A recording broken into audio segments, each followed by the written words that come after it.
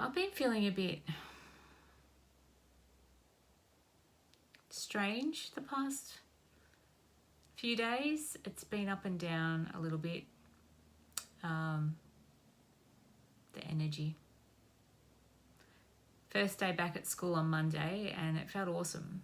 I was focused and on point, and then as the days have gone, I've sort of lost a little bit of focus, and it's partially, I know, to do with some self-sabotaging behaviours that I'm working through at the moment. Yes, we all have them, and it's whether we choose to face them or not, that's the question. And I'm noticing patterns in myself of avoidance and not facing it. So it's very interesting to note that. And as a healer and someone who coaches and wants to help other people through this, it's really important for me to know or have an empathy, I think, from where you might be coming from as a client. Say you're my client, and through seeing my own experience and triggers and journey, it gives me a little bit more empathy or understanding of where you might be coming from. And my working through my own stuff also teaches me how you can too. So trust me, we can do this together. We've all got our own different things going on, and yeah, I'm not going to go into what my things are.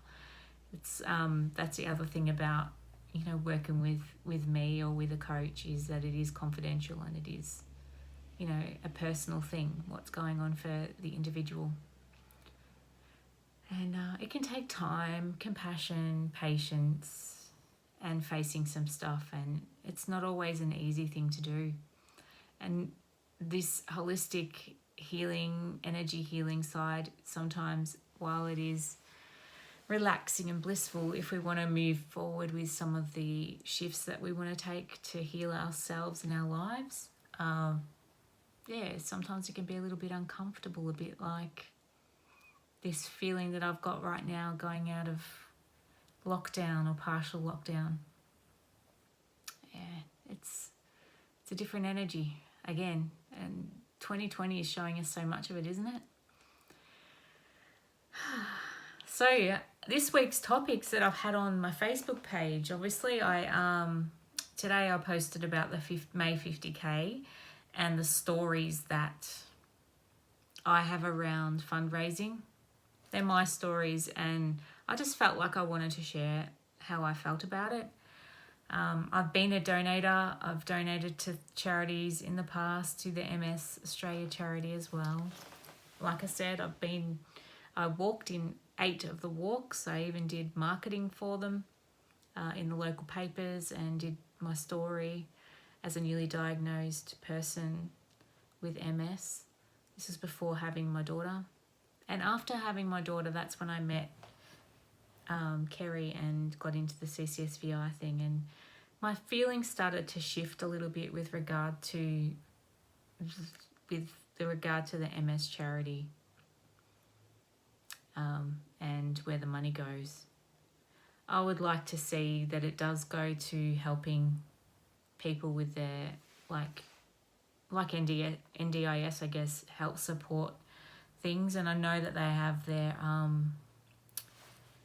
sponsorships, or is it sponsorships, or is it like the scholarships? That's it, the scholarships for people. And that's a brilliant way for the money to go, is to help people with MS live a dream, or get an accreditation or follow their path, even though they've been limited by their disease and what may be symptoms that they've experienced, and the new reality that they're living with. And I think that's great, and helping like families that are struggling financially, physically, getting the houses changed and shifted. I do believe that a lot of the money does go to that. If you know, can you please pop it in the comments below just to clarify that for me? But for me, the side of just giving it to the scientific research that just wants to bring another drug out there to help us, and I'm not I know that they do help, but I'm not such a big fan knowing what I know now about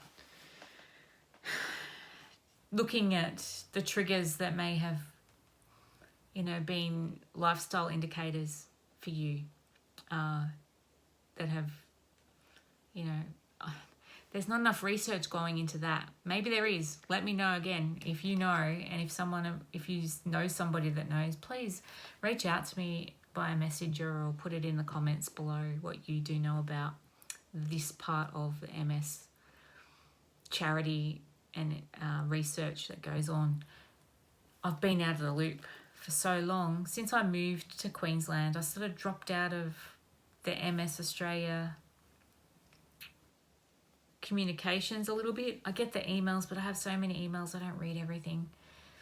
And to be honest, I feel majority of the time I feel well, and I'm following my own path. I'm following my own natural path and my own energy healing path with my symptoms, doing the yoga, doing the meditation and mindfulness, looking at my food.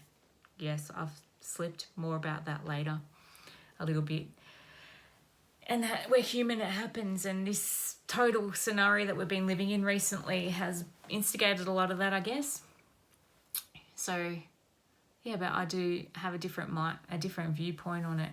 My initial journey with MS was to follow that path and find out what drug I needed to take and just go down that road of believing that that's my future and that's what I needed. And it took me a good 8 years, interestingly, 8 years, to realise that I needed to take control in other ways. And I looked at the Overcoming MS lifestyle, which they've got a great, I think it's 7 weeks of refresh on that at the moment on the Overcoming MS page, the official page. I'm sharing it, some of the information that they're sharing in my group, Inspired Robyn Healer Chronic Illness Support, Chronic Healing Support group. I think that's what I've called it, yeah. You can link to that here. I'll put the link to the group in the comments under this video if you're interested in popping in there. I'm making folders and topics and sharing posts and hopping in there. I will be hopping in there a little bit more to share, like I'm sharing now, but maybe have live conversations with you guys that might be in the group on topics of healing and of all sorts of things that have helped me and maybe helped you. So I'm just feeling really thoughtful today about a lot of different things, and my mind is jumping from one thing to the other. So I just thought I'd hop on and make a video of my ramblings, and maybe some of you can relate. So yes, that was the topic of the 50K. I almost signed up. I signed up actually, and then I decided not to because of that whole fundraising thing. And what I do understand, and having done the MS walk 8 years of it, it's a similar kind of fundraising event. I do know that the best part of that is the camaraderie. It is bringing your friends together. It is meeting other people that do have this, hideous MS diagnosis to, connect to each other, to lock arms, to be kindred spirits with each other, to help each other out, to know that we're not alone, unfortunately, or fortunately, whichever way you choose to look at that. And help each other and realise, that we're all in this together, and we all are different too. That's the one thing that I did notice. I know some years when I went to that MS walk, many years actually, I'd have to go off on my own. I'd just feel a bit emotional. It would just trigger me a little bit. I felt grateful for the fact that I am lucky with a lot of the symptoms that I have. That aren't, as debilitating as a lot of you guys might have yourselves, and people that I've befriended and met over the years. I've been diagnosed 13 years this year, coming up to towards the end of this year it will be 13. So yeah, I'm talking about symptoms. That's the other thing that I noticed has been triggered by this COVID lockdown and the home learning, and with that coming to an end this week for us here in Queensland, and I think Victoria and New South Wales are going back to school as well this week, has been some of my symptoms have been reminded. So, like, while I look really well and I walk well and I'm able to do things physically, there are cognitive stuff that goes on, and I'd been adjusting my life so that I could handle what limitations I feel cognitively. And I guess that's kind of what we get trained when we're first diagnosed, and we go through the rigmarole of being tested and having psychosomatic training and all, sessions and counselling and whatnot. One of the things that had been picked up for me was that I have cognitive issues when it comes to organising information and tasks and things like that. So I really do need to be disciplined with lists and organising myself and not getting overwhelmed. And with the home learning and wanting to work a business and manage a home and manage everything that went on with this lockdown and home learning, I found it really quite a struggle. Pop it in the comments if you've had the same thing, if you have that cognitive kind of thing. I know for myself, and partially the reason why I chose not to go back to work after becoming a mum was because of that in a lot of respects, and I didn't realise that it was something that came up for me at the Overcoming MS retreat in 2015 when I went. I'd forgotten that that's one of the things that I had struggled with. It's quite an invisible symptom. Like, you can't tell if someone is not able to put things together, get herself together. And I felt vulnerable with my 10-year-old helping her with her schoolwork while I was trying to, do my own things. And I felt like quitting my business quite a few times because of how... Now I'm crying again. Because of how I was feeling with coping with the overwhelm of all of the schoolwork that she had coming through, and all of the things that I wanted to do and the goals that I had for my business, which kind of got a bit sidelined a little bit during that time. And so, it's that COVID has brought that up for me. So I have total empathy for those of you with MS or chronic illness that does trigger that cognitive slowness in some respects. I mean, I've managed to compensate for it by adjusting, not working a job per se and building a business so that I can pace it at my own abilities and strengths, and keep it to a level where I'm not so overwhelmed by it all. But adding the mix of home learning stuff, it really triggered and caused me a little bit of distress coping with that. And I got through it though. And you know what the beautiful thing is? My daughter, yesterday I looked at the newsletter for school, and she's been awarded a commitment award. And I asked her what's it for, and she said it's for the work that I did do while I was at home. So, that's good. Even though in some respects, it had to be pushed out by me. It's good to know. She's got a good head on her shoulders, and she handled me, unfortunately had to handle me quite well. I'm just going to get a tissue. So that's that topic. This week I also posted up about a few different emotions that we might feel, and I'll continue that. Those of us with MS, and rejection can be one of those emotions, and in a way I've just demonstrated part of my own self-rejection, because the fact I didn't know about that cognitive slowness that I was experiencing before I was diagnosed.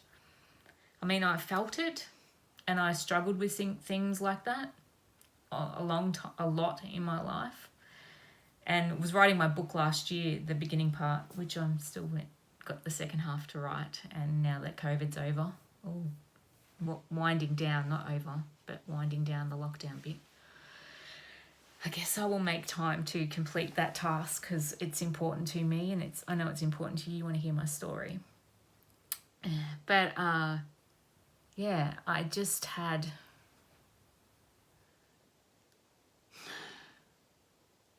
lost my train of thought.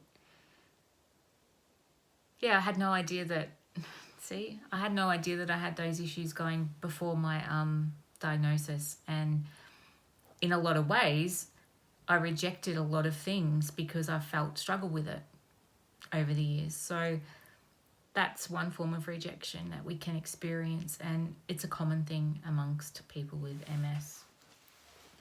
So we've talked about rejection, we've talked about pushing yourself too hard, and putting other people and commitments first as 3 kinds of things that can go on for those of us with MS diagnosis, and maybe even chronic illness diagnosis. And it's something that is only too common amongst, for one, mothers, empathic people, nurses, teachers, carers, people in the service industries, which is where I came from. I was definitely a service industry kind of person.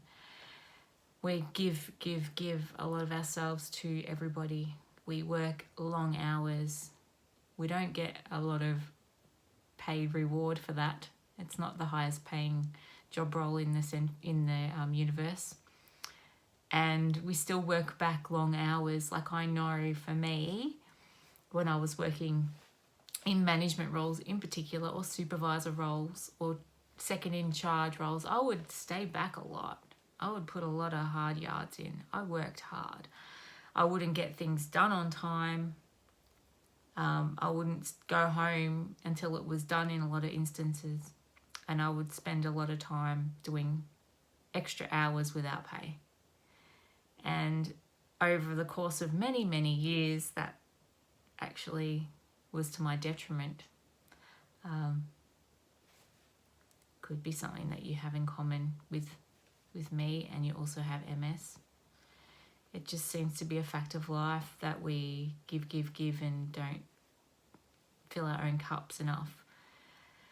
And I don't know about you, but I found, like, with affording to do things outside of work, it wasn't easy. So yeah, filling that cup back up was not as easy as you could say it could be.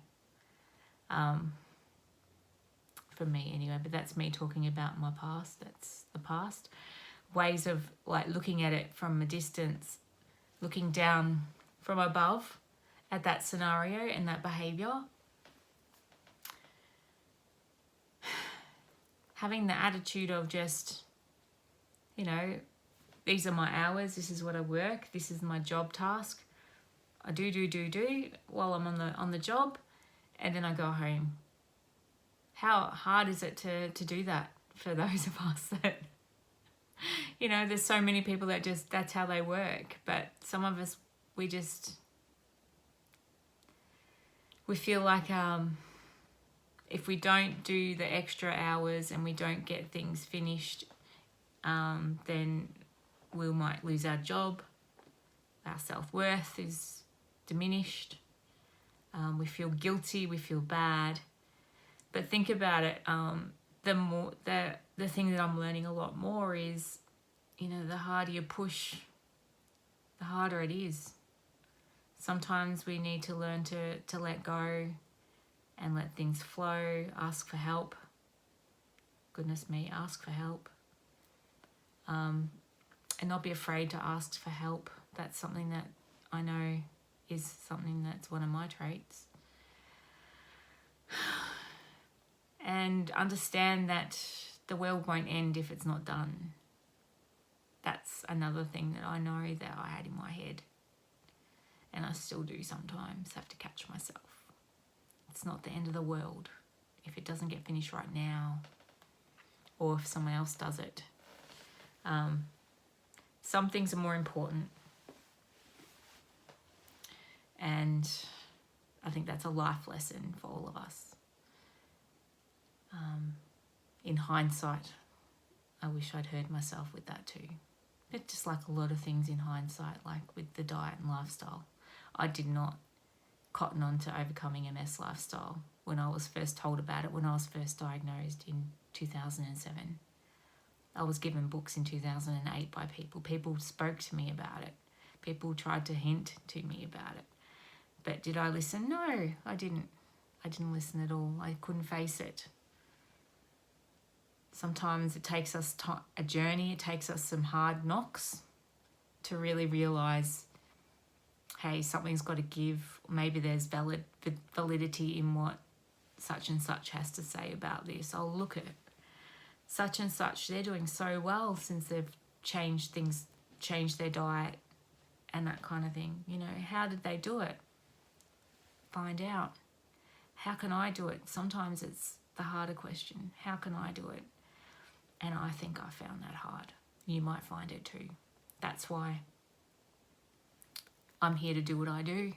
I'm here to help you to see your strength and see your power within you, and see that it's baby steps and you can get there. All in good time, you can get there. And with what I do as a healer, I bring in angelic energy, and that I've found to be the missing link for me. I've been following the diet, the lifestyle and all that side of things, and then there's been a few hints in my life recently that have pointed to that energetic side and me to look at it a bit more deeper. And definitely the light bulb went off.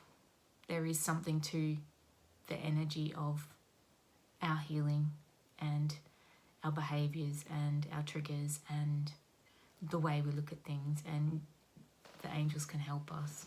And it might sound woo-woo, but that's where I'm at right now. This is where Inspired Robyn Healer has got to. And on that note, I just wanted to acknowledge that it's my 1 year anniversary as Reiki Level 2. Yesterday it was my 1 year anniversary since becoming attuned to Level 2. And I just want to say what a life-changing year that has been. The getting to know my angelic guides more and working with them more often, and working on healing or doing healing sessions for other people has been amazing for me in the last year, and I only want to do it more. And that's why you will have seen recently the changes to my page name and me owning the fact that I am a healer. That's something close to my heart. It's me really in my own, in the space that I want to be in now. You will not see me deviate from this space. You may see me grow within my abilities and capabilities with it, but this is the space that I'm in now. And thank you so much for continuing to follow me if you've been a long-term follower of Inspired Robyn. And if you're new, welcome. And once again, I want to also point you to my group, Inspired Robyn Healer Chronic Healing Support Group. Now, that's somewhere we can ask questions, and you'll just see snippets of things that I find have helped me along my journey and continue to help me. Yoga sessions that I do that I like, food, the things about food that are healing, different things about overcoming MS lifestyle and medical medium stuff that I've taken on board. And the good thing about a group is that it's all pocketed into little topics, so you can click on the topic and go in and have a look and find what it is that you might be looking for specifically. And I'm hoping that the group will grow and grow and grow, and that you'll feel comfortable to come in there and ask me questions, and contribute to the group with things that you have experienced in your life that have helped you, or questions that you might have that you're wanting help with. It's a community I want to grow predominantly around energy healing and lifestyle shifts. So come and join us, and thank you for listening. This has been my weekly update. I'm not sure if I'm going to do this every week, but I think it's a good idea. So here we are. The ramblings of inspired Robyn Healer, and it's Hump Day Wednesday, so make it a wonderful week. We're in the middle of it, but I think I prefer to do this in the middle of the week, and I'll see you again. Bye for now.